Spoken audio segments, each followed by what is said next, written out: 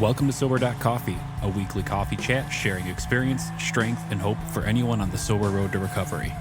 You can download Sober.Coffee weekly on all podcast platforms and check us out on Instagram at Sober.Coffee Podcast and on Twitter at Sober.Coffee Pod.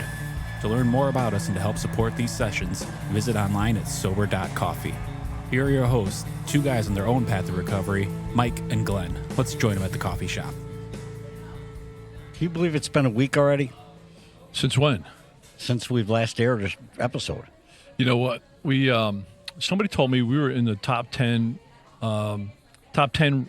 rankings in Sober Podcast. Do you want to know why? Why? Because we continue to record and drop episodes. That consistency they look for. Consistency is key because a lot of people stop and go or stop. Yeah. So, hey. We've been doing this for a couple of years. We enjoy it. I mean, yeah. Look, we got some great feedback, so keep it coming. If you got complaints, email Glenn. You got compliments, email Mike. Well, it was so funny. Do you remember when we started out? We were like, well, we've got like 12 episodes because it's a 12 steps, and like we have no idea what we're going to talk about after that. What are we going to do in the 13th week? Now we've got shows lined up till Kingdom Comes. So yeah, that's great. So yeah, we're going to do one of those today. How does that sound? Table for three? Oh, I love table for threes. Yeah. So I'm super excited. This put coffee, on the extra pot. Yeah, put on an extra pot. Buckle up, or whatever you want to say. Strap in because. Today, we did a series on AA alternatives. Glenn and I are ProSobriety. We believe in supporting anybody in their desire to choose a lifestyle that's better than the road that they were on before. And but we've chosen AA. We are kind of products of the program of Alcoholics Anonymous. But there's other programs out there. And we did a series, and you can see them in the resource room. You can hear them on our podcast library. And we did a series, and I won't mention them all, but, about a half a dozen alternatives to AA that some are spiritual, some are not. They're secular-based, some are this based, some are that, whatever. We just wanted to give them an opportunity to talk a little bit about, in case AA isn't their thing. But today, Glenn. Well, let me jump in real quick. Yeah. So totally co-sign that we're pro-sobriety. Right. I love it. What I found with a lot of the other programs, and I'm not going to mention any, but a lot of them were kind of quasi-based on AA. Right. And then second of all, create your own. Right. And I tried that for quite a number of years. I didn't do so well. Yeah, I had the Mikey custom program I bought into for 46 years, and it didn't work too well. Yeah, for me the create my own. I mean, are you kidding me? Mm-hmm. So, I needed a program that I could surrender to. So I am looking forward to today. I'm not going to take your thunder. I'll bounce it back to you. But I've been really looking forward to this, and I'll explain why. Absolutely. So the other people were people that, as Glenn said, were not very similar to AA. But today we've got like a cousin in the room, man. We've got or a sister even. It's Celebrate Recovery, and I'm super familiar with it. I'm super stoked about having Darren join us today. Good morning, Darren. Morning. Nice to be here. Hey, Darren. Yeah. So Darren has volunteered he was voluntold to wake up early on a Saturday morning to meet us for coffee. He's a little grumpy. He's not going to be happy about it. But no, he's, I've talked to Darren on this topic over the past several months, coordinating, getting into the shop. Again, I've got history with CR. I'm a big fan, and, I'm not going to position it the way that it should be positioned. Darren, you've been involved with CR for quite a while, right? Oh, yeah, about 5 years now, I guess. About 5 years. Yeah, that's awesome. How did you come about CR, and did you have any experience in AA before? So any kind of relationship there that pointed you in the right direction, or? Yeah, a lot of experience with AA. Actually, I've dealt with alcohol for 30 years. Okay. It's been something that's been a thorn in my side for a long time. Mm-hmm. And so, it's always been, the on again, off again. I'm going to quit. This is the last time. I swear I'll never do it again. God, if you get me out of this, I'll never do it. And then 2 days later, you're doing the same thing. It's the whole routine you go through over and over. It just wears you out. And I went to, hundreds and hundreds of AA meetings. Mm-hmm. Some of them forced. Mm-hmm. And some of them not. And I was forced to a couple of different 90 and 90s and, through DUIs and that type of thing. Mm-hmm.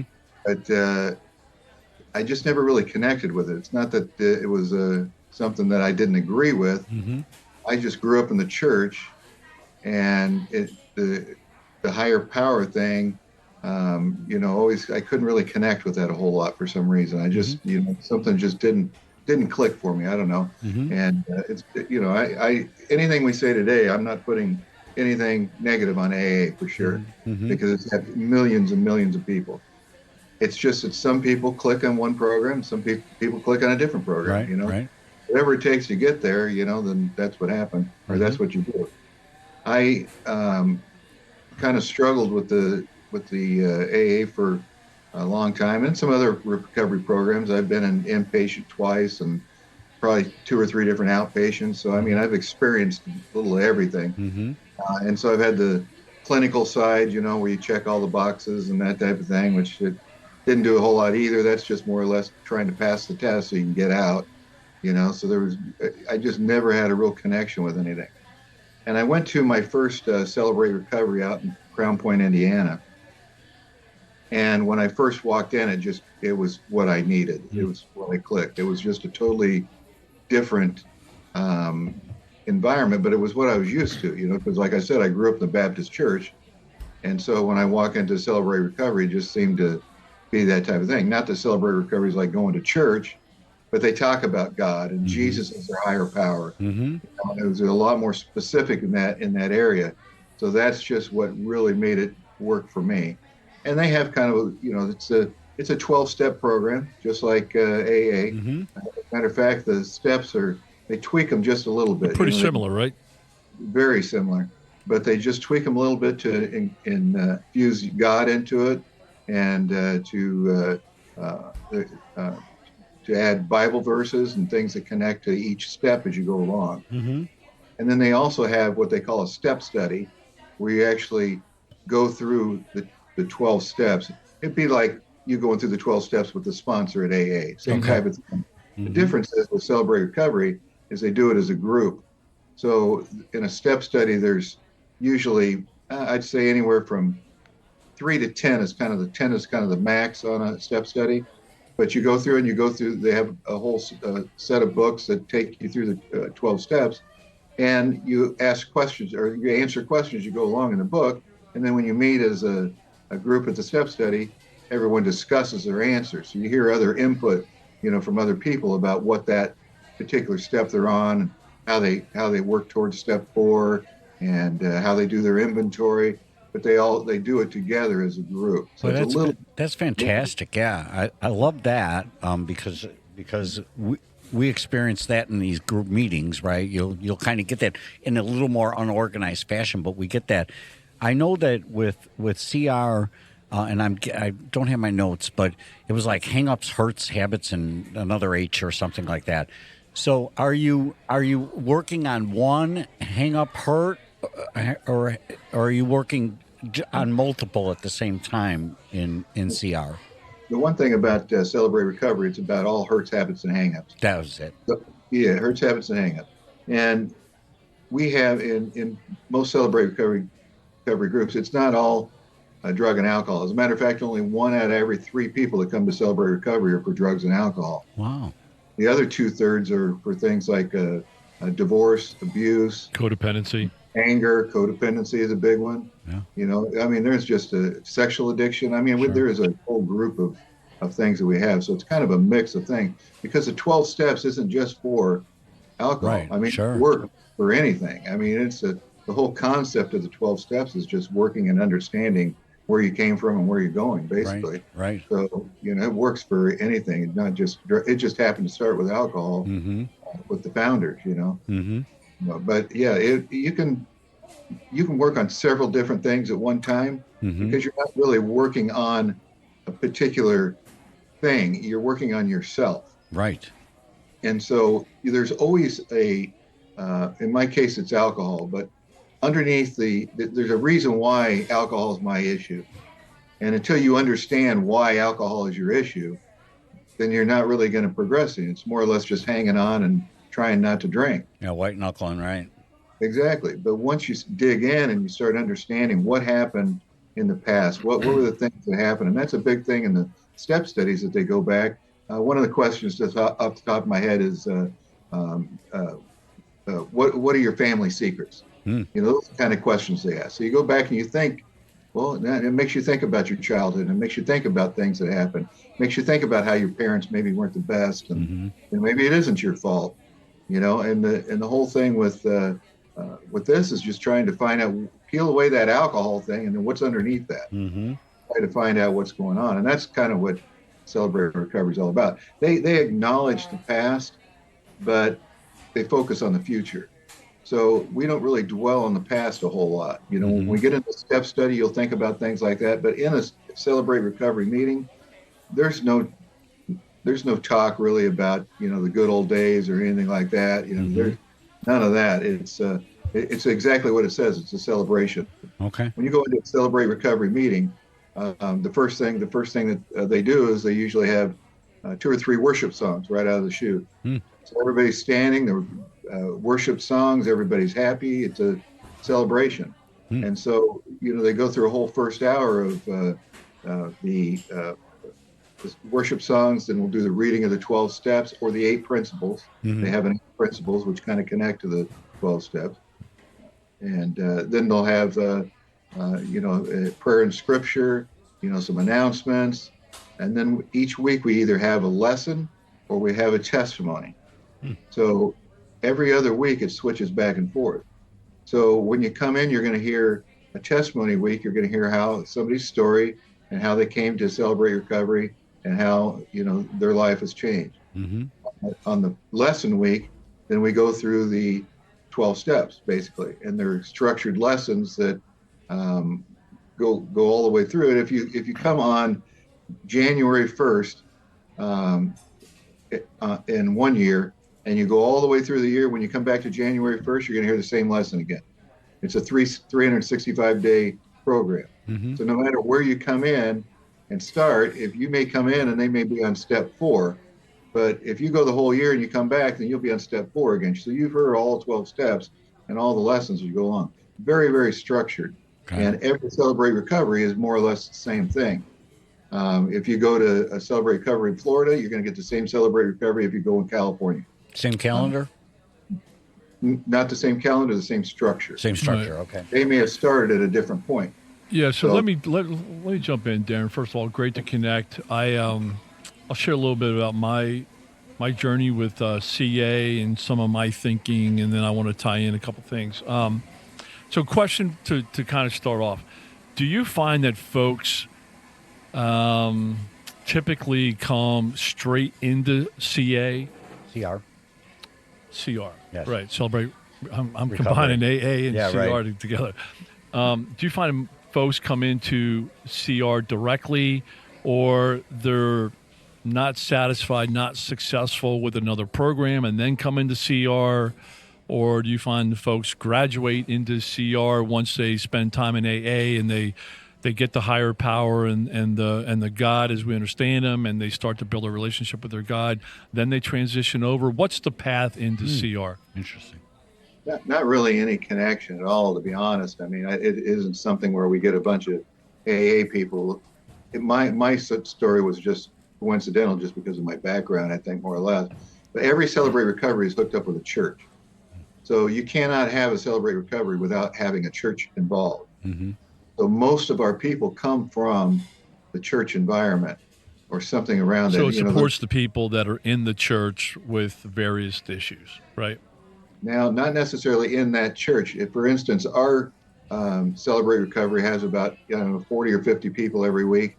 And I think out of that group, I think there's 3 church members. Okay. You don't drag a whole lot of people out of the church, because the people in church, they don't want people in the church to see what their issues are. Exactly right, and they don't think they have a problem. Yeah, they don't think they have a problem. You know, it's more or less you come to church, you put on the mask, you smile, and then you go home and beat your wife. I mean, that's right. That's a little bit different than our church and our men's group. So here's a couple things. What I know about AA is there's 2 words where I visibly watch people shrink, right? And I've heard directly from people, I'm not coming back to AA. Well, let me touch these two words. One is sex, and the other one is God, right? So people come into AA, they know they're beat down, they know they need help, they know they can't do it, and either they come in voluntarily or they're incented or persuaded, whatever the word is, to go to AA. They walk into AA. First thing they read is how it works, and there's 17, 18 times where they use the word God, He, higher power, etc., right? And I watch people shrink down, and they just can't get the whole God thing, right? So what my story, in fact, when you were telling your story of how you grew up, very similar to mine. I grew up in a church. We called ourselves non-denominational. It's a bunch of games. But we were Bible believing, right, Christians. And so what I knew from growing up was, what I learned from my church experience growing up was, judgment, damnation, a very harsh God. We had all the right church words, right? For somebody who would come. We used to call people who came in jeans backsliders. Just ridiculous, right? But that's what I grew up with, and that's what I brought to AA. So when I came into AA, and I'm grateful I had a sponsor to kind of, pull me off the ledge on stuff. But when I heard the word God, I'm like, I don't want that God. I don't have a relationship with that God. I don't think that God is right. I don't think you should judge other people just based on genes and judge their level of spirituality based on whether they wear jeans or a suit, right? I mean, it was just the crazy crap I grew up with. Mm-hmm. And fortunately, I hung around long enough and listened and surrendered. And I said, you know what? I'm going to use my counselor as my higher power. I mean, several years I used my sponsor as my higher power. And I still use them today as a partial higher power. But only through time, staying in AA and learning, because here's what I learned about AA is I knew when I was born and growing up, I knew I had a compass, that pointed towards my higher power, God, as I understand him, God, Jesus, as I call him today. But I moved away from him when I was drinking and focused on business and focused on ego and all that stuff. And for me, I knew as I was progressing in AA, I needed more. And I needed more of the spirituality. And I started going to a church where their message is, come as you are. It's not all the religious rules and the crap that I grew up with. It's, hey, here's who Jesus is. Here's how to have a relationship with him. Glenn, irregardless of what you've done, he loves you, right? I heard the story, the prodigal son. Couldn't have a better story. Jesus hung out with the woman at the well. Couldn't have a better story. I was the woman at the well. I was the prodigal son, right? So what I learned is I've augmented AA with my church, and now, I'm part of a men's group at church. We have 17 guys, on our text string, and we're all misfits because we're all honest with each other and kind of tell our own stories. We don't have the fake mask on, right, that you described, because I know that's, but our mantra at church is come as you are. And I thought that meant come in flip-flops, and it does, and I love that. But it also means come as you are spiritually, and our pastor talks about AA probably on a very regular basis, because he sees the value of it. Now, our church had a Celebrate Recovery, and I went multiple times until they stopped having it for whatever reason. And it's funny because now, as much as I love and embrace AA, I love and embrace my spiritual growth and resources. I call it the spiritual pool, the church pool. I embrace that as much, if not a little bit more, than AA. And I'm actually, I know of a spiritual recovery, but I would personally think I would get a lot of value out of going through spiritual recovery because it would help me underline the spiritual part of my journey and growth that I'm on today. Well, is it? And isn't that the thing? I mean, I think that's the beauty of CR. Sorry for talking so much. No, thank you so much. I think that's the beauty of CR is that for that person that has a desire or has the relationship with Jesus to tap into that right from the get-go and celebrate that. I think is just awesome. I think that's why it exists. I mean, is for that for the people that aren't scared away by the spirituality but want to embrace it. Maybe is what I'm trying to say. Well, the big thing about Celebrate Recovery is that they do exactly what you mentioned. Is that it's come as you are. Nobody cares where you've been, where you came. You know, just show up. You know, the biggest thing for people is coming in that first time. Sure. I mean, that's petrifying to people. Sure. Sometimes they have to drag themselves in, for just to go that first time, and they sit in the parking lot. I see them out there just sitting there waiting, Right. trying to get their nerve up to come in. It's crazy Sure. how it can be to get in. But once you come in, it's just relieving, and it's not that God that you're talking about. It is the loving, accepting God that takes everyone in. And you did mention one thing about your men's group, which is a great thing, for men to meet in a group and women to meet in a group alone. They talk about different things when they're alone. Sure. Celebrate Recovery, for the first hour, we do the celebration that we were talking about. We do prayer and scripture. We do the testimony and the lesson. Then we break into small groups. So all the men go one direction, all the women go in a different direction. And all the codependent women meet together. And all the dependent women meet together. And all the dependent men meet together, and the ones that have mixed issues meet together. Mm-hmm. So after you do the first hour, then you go into a small group for the second hour, and you discuss just between the men and just between the women with codependency issues, so you can relate to somebody else. When you go into Celebrate Recovery with any kind of hurt, habit, or hang up, you're going to run into somebody that has the same problem. Mm-hmm. And that's the big thing, is that people think that they're the only ones. I'm the worst. Nobody's going to take me, and I'm crazy. And then you get in there, and all of a sudden there's 3 other people that are working on the same issues you are, and you say, wow, I'm not the only one. Right. And that's the whole purpose. And then when you get in those smaller groups, and you get into a group, let's say a lady with codependency issues, and she gets into a group with 8 ladies that all have codependency issues, how much easier is it for her to talk and relate to somebody else, because she can see the same struggles they're going through. And the problems are exactly the same. Right. Different circumstances, different homes and that type of thing, but the deep things are the same issue.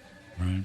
How accessible so how many churches are involved in this? I mean, we're in the Chicago area, right? But our reach is global. I don't say that bragging, but it's amazing. We're like 50 countries listen to us. But how does one get plugged into a CR environment and into a Celebrate Recovery place? The big thing about Sober Recovery is just like AA, just show up for the first time. So you just got to find a location. Right. We're in over 30,000 churches now. Oh, fantastic! So it's a big operation. The easiest way to find one is to go to CelebrateRecovery.com. Okay. And if you go to CelebrateRecovery.com, they have a locator on there. Oh, great! Click on the locator, put in your zip code, and it'll show you all the CRs around you. And they are opening very fast. I am the Indiana state rep for Celebrate Recovery. Okay. So, or one of them, I should say. There's 3 of us.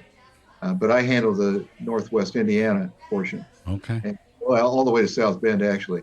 And when I first came into Celebrate Recovery, I had to drive 45 minutes to the west to get to one, or an hour to the east to get to one. Mm-hmm. When we started ours, we were right in the middle of that. Oh, area. nice. And I said, okay, we need to fill this gap in. Sure. So when I went ahead and, after a couple of years, I decided to volunteer for the state rep spot. We've opened, in the last 2 years that I've been there, we've opened, 3, 6, 8, about 12, I guess. Wow. And just in this empty area that we had, that I couldn't go anywhere. I could leave my house now and I could drive 20 minutes in several directions and hit a Celebrate Recovery. Wow, Whereas that's before, fantastic. it took me nearly an hour to go either way. Right. So that's how fast they're growing right now. So CelebrateRecovery.com, and then there's a locator on there. That's correct. Great, excellent. We're going to have that in our resource room. Any closing thoughts, Glenn? Yeah, I am actually I'm really peaked. I think one of my next steps is to attend.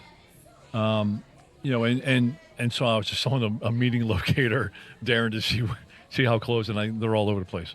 The one thing that I just wanted to kind of finish up with is really hitting me is, I really believe that God brought me to AA.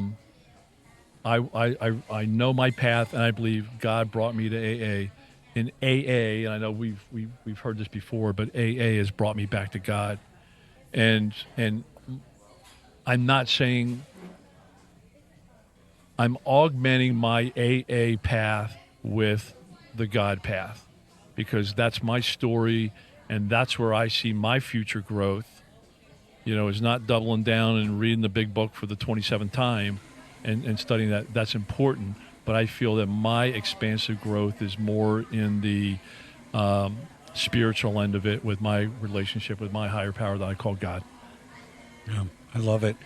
Darren, if there's one last thing you want to say to the people that are listening, any closing thoughts that might welcome them into CR, or a direction you want to give them, any hope you want to leave them with?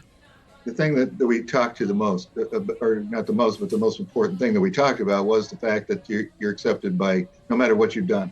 And it's about introvert, habit, or hang up, which is nice. And you can come in, it's a celebration. You can come in, you can understand how God accepts us. And you can understand how there is no worse. I've talked to thousands of people just from what I do. And there is no worse story. You can't tell me a story and tell me there's nobody like me. I say, oh yeah. There's 100 more. I've already heard that. So you have to understand that you're not the only one. Mm-hmm. And all you have to do is just walk in. Mm-hmm. Just walk in and experience the fact that there's other people exactly like you, and there's nothing to be embarrassed about. And when you come in, everybody's going to grab you and say, "Come on in, let's go, let's rock." Great, excellent. And, Darren, do you have a podcast too? Do you want to just give people a little directive on how to get a hold of your podcast? I started a podcast about a year and a half ago or so, and it's called New Endings Radio. And New Endings Radio is, and we're on all the podcast sites. I mean, you can just search for us. Right. But what we do is we interview Celebrate Recovery folks and some other folks. Right? Mm-hmm. It's not all Celebrate, because it's kind of like your show where you let me come in and tell you a little bit about Celebrate Recovery. But we hear their life story, and basically what I tell them is I said, okay, there's always some point in someone's life where you flip. You go to different. You wake up one day and you say, I can't do this anymore. Sure. I got to do something different. It may be your own choice, maybe the fact that you just ended up in jail, but there's always a reason that you're going to flip. So I ask them to tell me what the circumstances were that made you flip, and they'll tell a short portion of what what happened to them to make them flip. And then I have them go back and say, okay, let's go back to your childhood, because that's where everything really starts, is how we grew up and what shaped us and that type of thing. So go back and tell me, how was your did you grow up in a Christian home, and then they'll start telling their story, and you'll get the stories are always the same. The stories are all different, but they're all the same. Amazingly similar, right? Dad did this, Dad left, right. Mom, she couldn't handle it, she did this. I mean, it's always the same story. Right. And then we all end up in the same spot.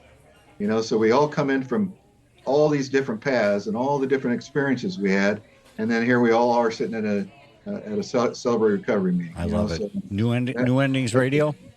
New Endings Radio, yes. Excellent. That's great. Darren, thank you so much for joining us today. We really appreciate it, and you never know. We're not that far from north. You might see our faces and see our location. All right, Darren, thank you so much. Thank you, Darren. Have a great day. You too. Bye-bye. Thanks for joining us for today's coffee chat. To contact the show, email us at podcast@Sober.Coffee. If you need immediate help, the AA hotline is 800-839-1686. The National Suicide Prevention Hotline is 800-273-8255. Remember, Mike and Glenn are sharing their own journey on the path to recovery. Any suggestions, medical or otherwise, are their own experiences and should not be viewed as professional advice. See you next week, and remember, there is a solution.